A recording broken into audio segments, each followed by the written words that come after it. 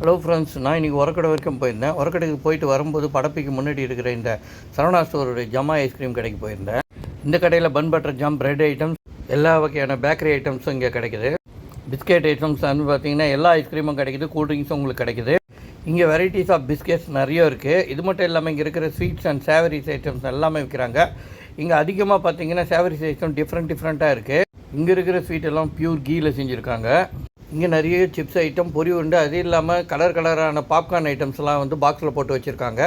இங்கே நன்னாரி hibiscus juice கிடைக்கும்னு சொன்னாங்க. ஆனால் நாங்கள் போன நேரத்தில் ஐபிஸ்கஸ் ஜூஸ் இல்லை.